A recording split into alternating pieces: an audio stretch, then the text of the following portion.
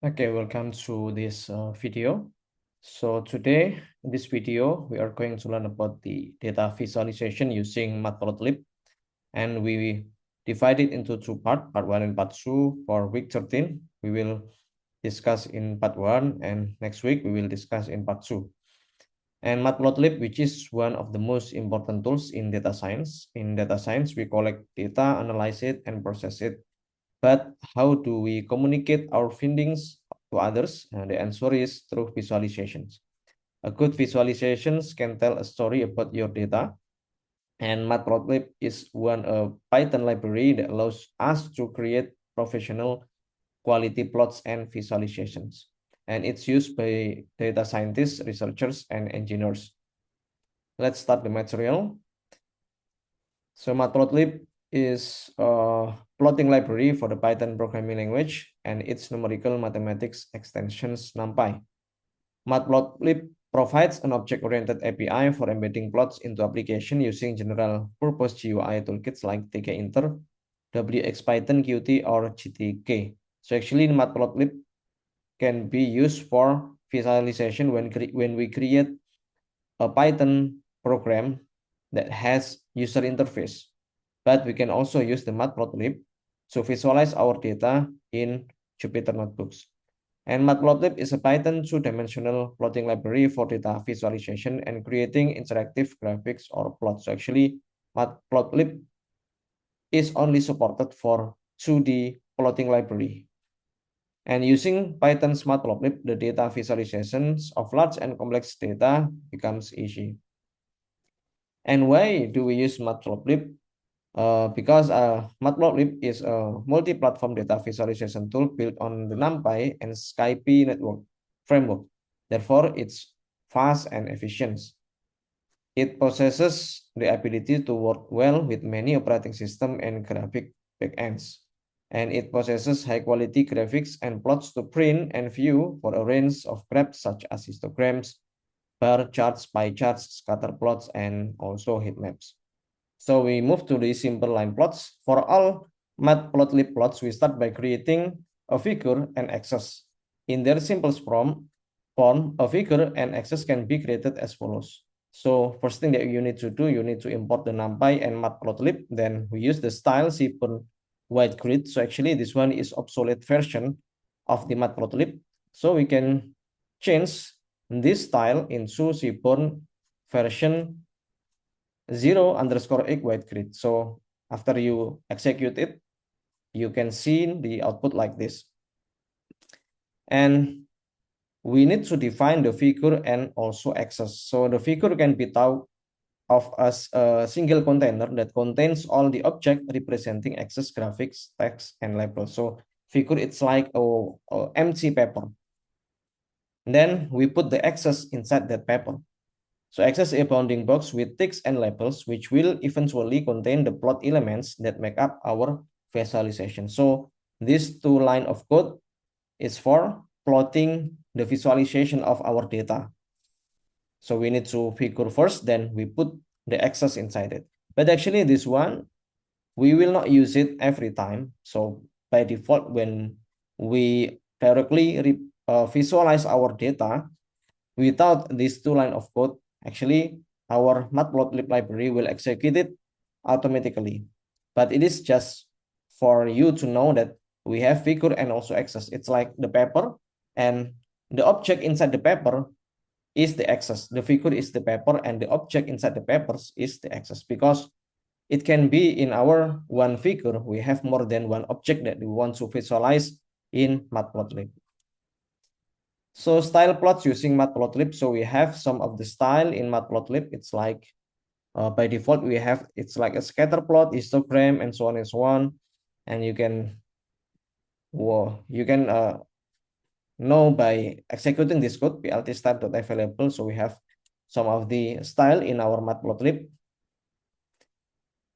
And the next one, we try to execute this code. Simple example, use the plot to plot data. First argument for the x-axis and the second argument for the y-axis. So we have two coordinate, the x and y. And in this code, yeah, so we use the Seaborn white grid. Yeah, so actually we use Seaborn with version 0.8 white grid, yeah, when you execute it in Google Colab. Then we still the same, we use this code fig and access.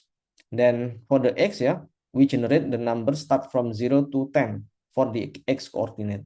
And for the y coordinate, actually is the sinus function from the x. When we plt.show, when we run this code, it will visualize the x and y coordinate based on NumPy sinus functions. So on the y, actually the y coordinate is the sinus result from the x coordinate.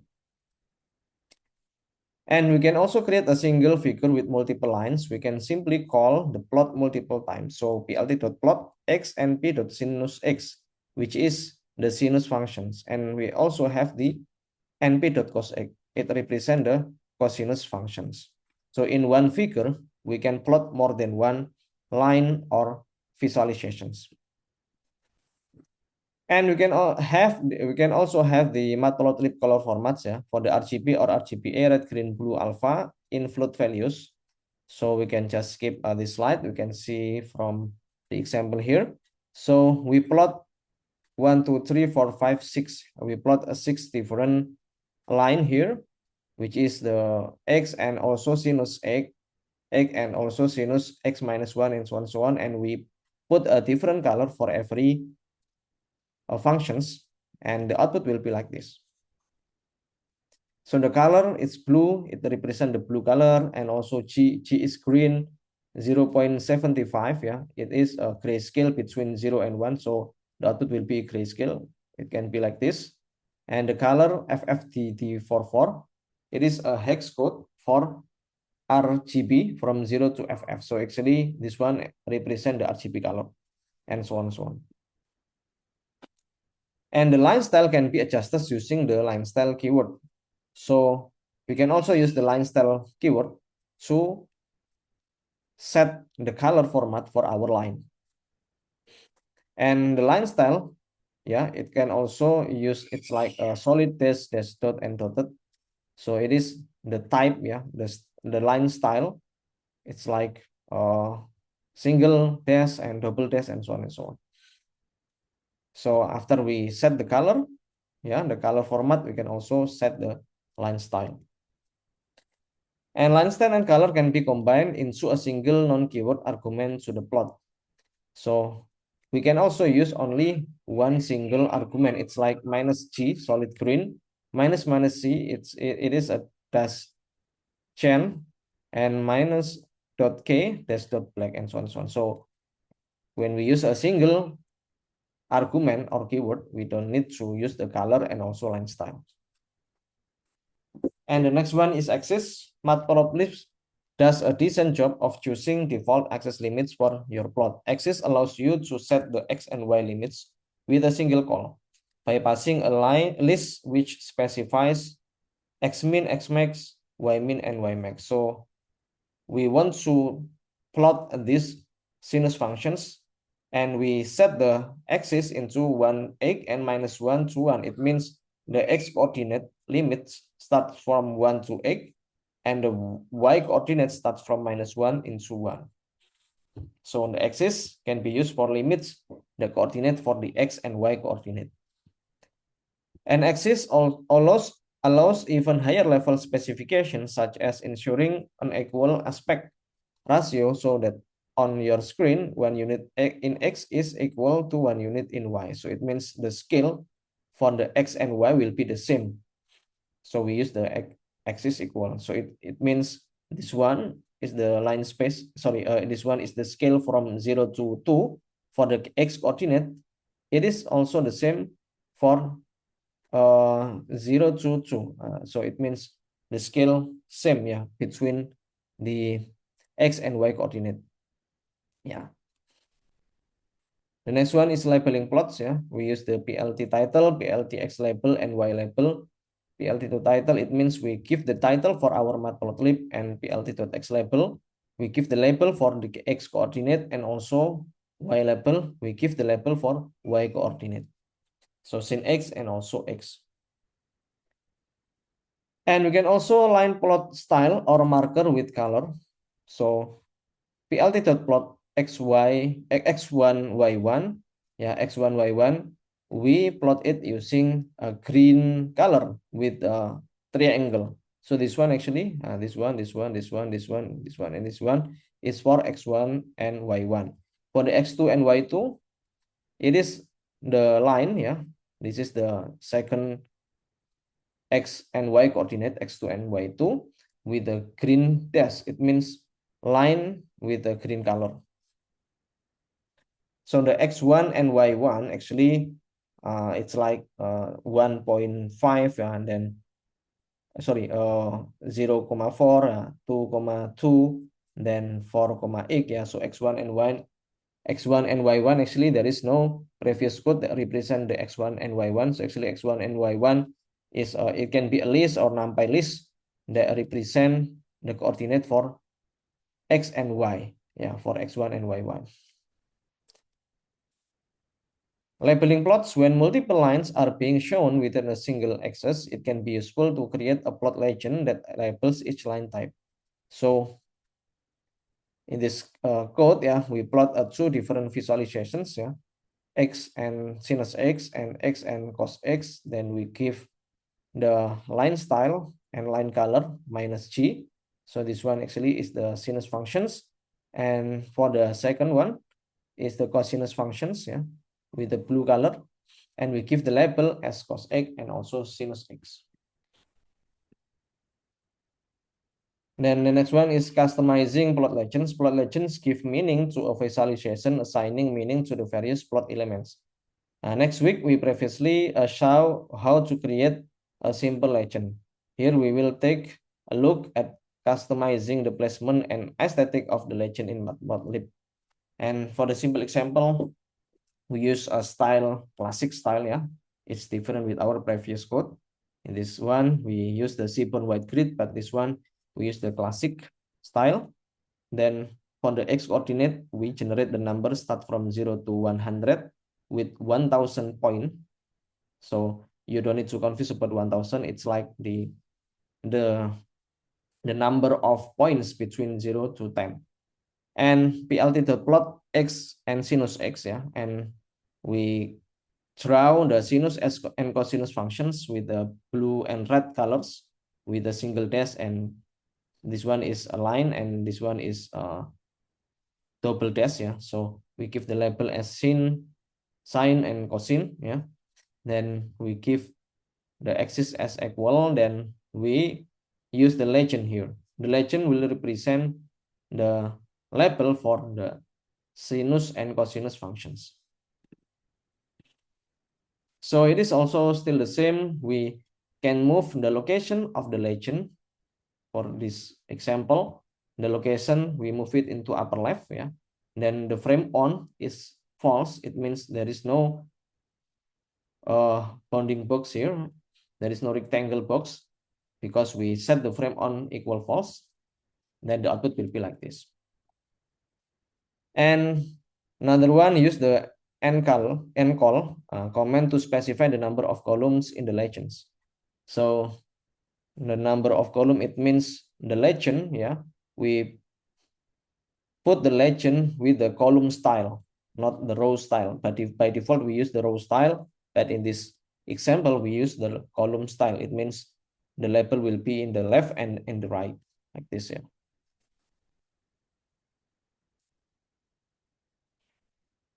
And use a rounded box or fancy box, yeah, or add a shadow. We can also customize the plots like this, yeah. Change the transparency because the legend also has the alpha value, or change the padding around the text, yeah. So yeah, you can just experimenting by yourself by changing the visualization of the legend, yeah, legend. Fancy box true, we have a fancy box, and frame alpha 0.5. It means, yeah, the transparency for this legend, and the shadow true, yeah, it's like there is a shadow here. And border path equal to, yeah, it means the border for the legend, then the output will be like this. Multiple legends. Sometimes when designing a plot, you'd like to add multiple legends to the same axis. Unfortunately, Matplotlib does not make this easy via the standard legend interface. It is only possible to create a single legend for the entire plot. If you try to create a second legend using altitude legend, it will simply override the first one. We can work around this by creating a new legend artist from scratch and then using the lower level add artist method to manually add the second artist to the plot. Okay, we can see the example here. So yeah, we have two legends here, or we call it as multiple legends. So the code will be like this, yeah. So the lines, the styles, yeah. So we define the lines and also the styles for the line, yeah. Okay, so the code will be like this. So we also have the x equal np.linspace 0 to 10. So this is one is for x coordinate and 0 to 10.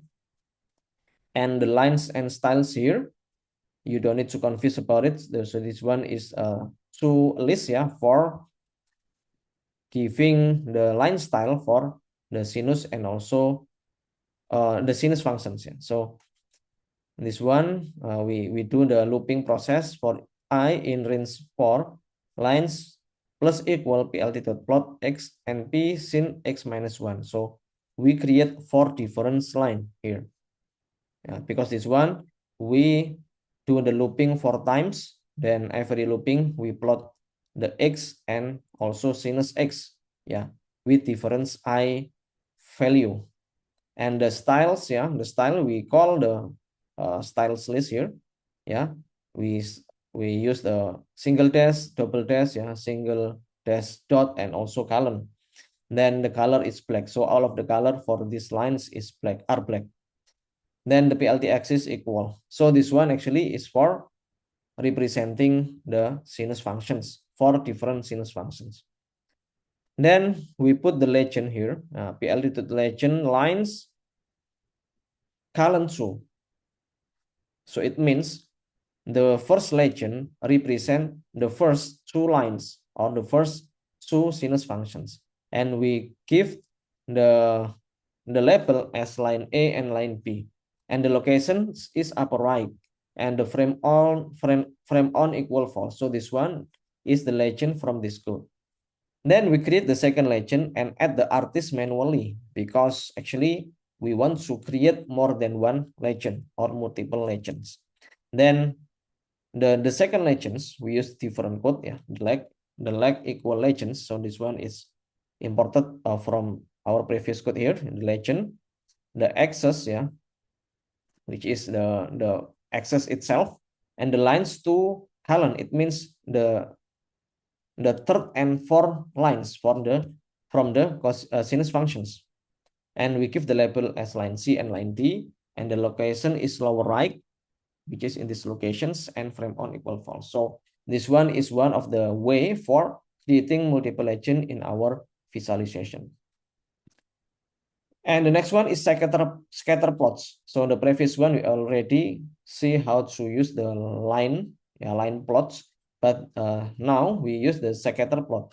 A second more powerful method of creating scatter plots is the scatter method functions, which can be used very similarly to the plot functions. The primary difference of scatter from plot is that it can be used to create a scatter plots where the properties of each individual point, size, face color, edge color, can be individually controlled or mapped to data. So this one actually is the scatter plot, yeah. We use x coordinates start from 0 to 10, and also the sinus functions, the y is the sinus functions, and we give the marker as O. So the output will be like this. Another example, yeah, we might use the iris data from scikit-learn, where each sample is one of the 3 types of flowers that has had the size of its petals and sepals carefully measured. So the iris dataset, yeah, we can just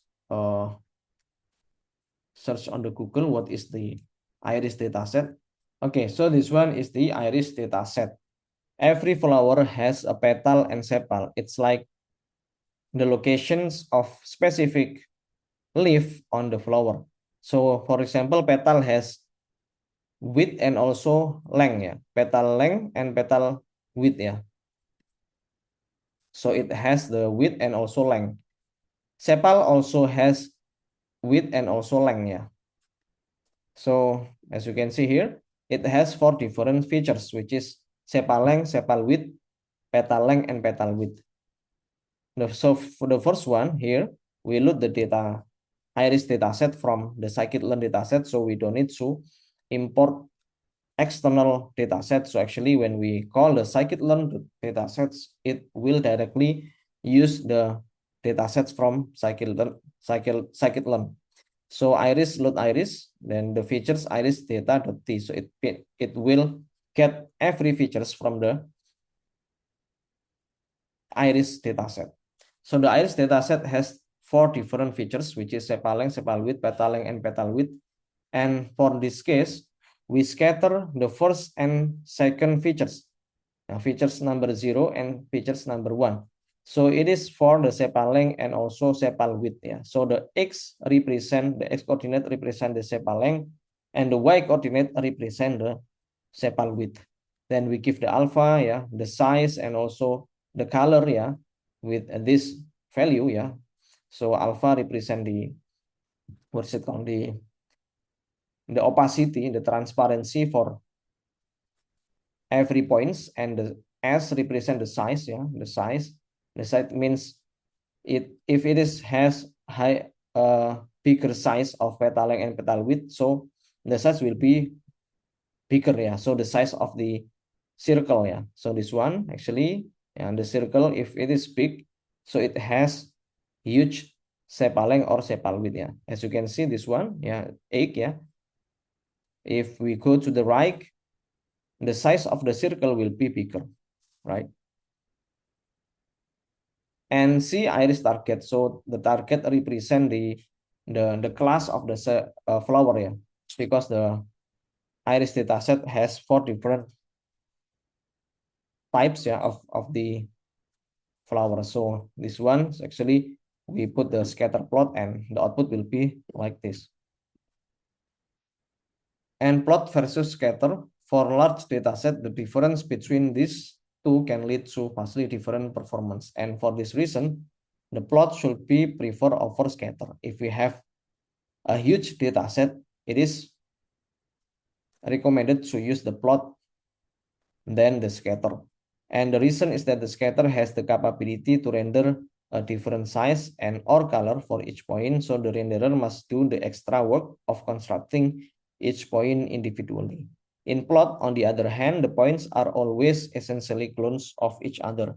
So the work of determining the appearance of the points is done only once for the entire set of data.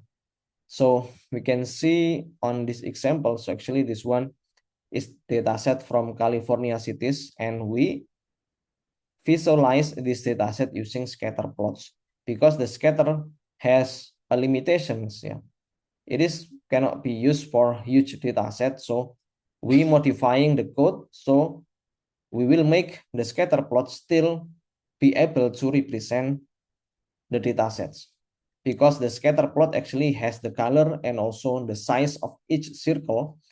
So in this code, yeah, you can read from this code, yeah, actually we do some modifications, yeah, in our scatter plot, yeah. Start from here. So in this data set California cities, it has latitude and longitude. So these two features, yeah, is the location for each cities in California, cities latitude and longitude. So this one will get the data from California cities, yeah, for the latitude and longitude. And every cities has population and also area. Yeah, the population is the number of people inside that cities, and the area is the wide area for each city. Then, yeah, it will get the data set, yeah, in population total column and also area total in kilometer square column. Then we plot this data set, yeah, longitude and latitude. Yeah, so every data will be scattered into our visualizations, and we don't give any label here. And the color, yeah, the color for every plot, yeah, equal np dot log 10 population. So it means it will give the different color for each population in each city. Then the color map, we use the varieties, and the size will be the area, yeah, the area, and the alpha equal 0.5. So the alpha represent the transparency for each plot. So as you can see here, yeah, for example, the scatter plot for the points using the size and color but no label. So this one actually will represent the longitude, latitude, and also the population and area without any label on there. Then, yeah, we give the label as longitude and latitude for the X and Y coordinate, and the label, the color bar label log 10 populations. Yeah, so the label is this one. Yeah, so this one represent the population for each cities. And here we create a legend. We will plot empty list with the desired size and label. So this one actually we use a custom legend. Yeah, so we create a list which contains 3 different items, 100, 300, and 500. Then we scatter this point, yeah, using looping, yeah, for area in 100, 300, and 500. So we don't use the first and second parameter. And then the color is K. K, it means it's like a gray color. Alpha equal 0.2, and the S equal area. Yeah, the size is the area itself. So as you can see, the area, if area is 100, it will be smaller than 300 and also 500. And the label, we give the area plus kilometer square. Then we put the legends, yeah, scatter points equal 1, frame on false, label spacing 1, and title is city area. So we plot this scatter, this legend into these positions. So actually, this data set has 4 different columns, which is longitude, latitude, and also population and area, wet area. But we can still use the scatter plot to represent the data by modifying the color and also the size for each plot. So the output will be like this. Yeah, in this case, the object we want gray circles are not on the plot. Yeah, so we fake them by plotting empty list. Yeah, notice too that the legend only lists plot elements that have a label specified. By plotting empty list, we create a label plot object which are picked up by the legend. And now our legend tells us some useful information. Now, this strategy can be useful for creating more sophisticated visualizations. And the next one, we discuss about the histograms. So actually the histogram, it's like a bar chart. Yeah, it has the X and Y coordinate. In this case, we represent the data of the age of each person and the frequency for every age. So for example, the age 20 to 30, yeah, the frequency is 2, and so on and so on. So the, what is it called, the Y coordinate, yeah, represent the frequency or the occurrences or the number of person that has specific age. And we can also use a custom number, yeah. So we randomizing the number 1000 different numbers, and we plot this data into histogram chart, yeah. So the output will be like this. So we can also modify some of the parameters. It's like histogram type and also the color for the histogram. So his type, it is the style of the histogram, and the color is the color of that histogram. So yeah, you can just experimenting by yourself by modifying some of the parameter in histogram method. So we can also combine histogram type, yeah, with the alpha, yeah. So combination of his type along with some transparency alpha to be very useful when comparing histograms of several distributions. So for example, we have 3 different distributions. So X1, X2, and X3 are the NumPy list, yeah, are the NumPy list which has random distributions, yeah, random distributions, and every distribution here has 1000 different number. So -2 and 1 actually, if I'm not mistaken, this one represent the mean and also the standard deviations for every distribution. So the first and second parameter represent the mean and also standard distributions.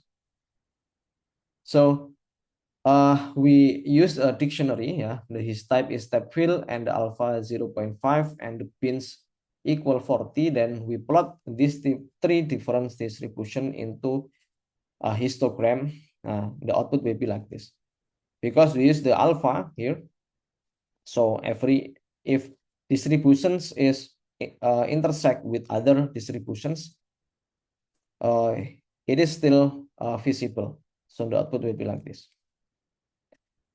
Okay, so that's all for our material, Matplotlib part 1, and next week we will discuss about the Matplotlib for part 2. Thank you.